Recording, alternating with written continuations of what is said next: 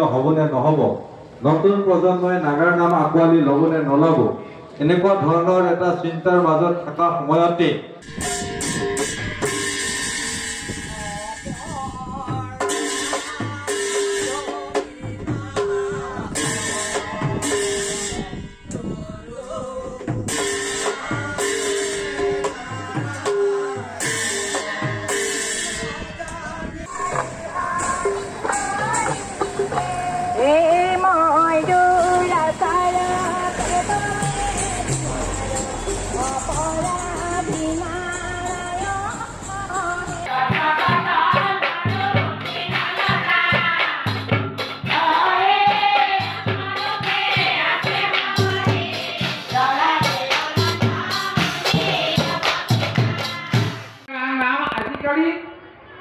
পেশাদাৰভাৱে গ্ৰহণ কৰি বহু লোক উপকৃত হৈছে, কিন্তু পৰিতাপৰ কথা যে মানুহক মনোৰঞ্জন দিবৰ কাৰণে কিছুমান পেশাদাৰীয়ে শিল্পীয়ে এই নাম পুৰণি পৰম্পৰাগতভাৱে ক্ষুণ্ণ কৰি আধুনিকতা লাগে, থলুৱা বস্তু ওপৰত পৰীক্ষা নিৰীক্ষা লাগে, কিন্তু মূল বস্তুক অপভংশ কৰি আধুনিক কৰা উচিত নহয়।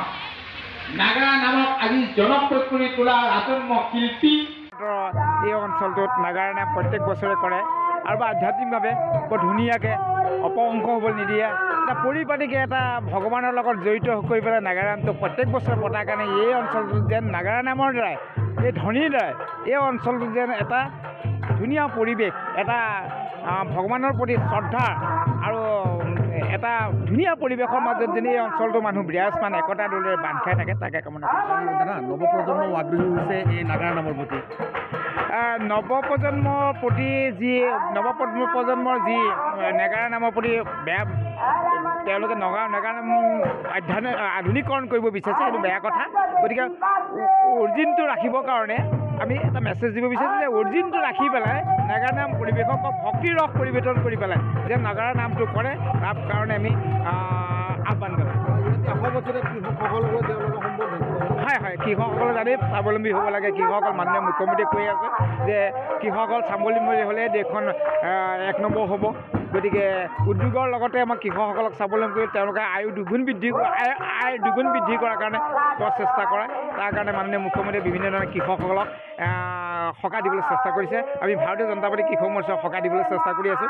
গতিকে আপোনালোকে দেখিছে যে অসমখন ক্ৰমান্বয়ে উন্নতিৰ পথত গৈ আছে। গতিকে কৃষকসকলৰ যদি উন্নতি হয়, অসমৰ ভিতৰত ভাৰতবৰ্ষখন এখন শ্ৰেষ্ঠ ৰাজ্য। নতুন বাজেটে কি আনিব?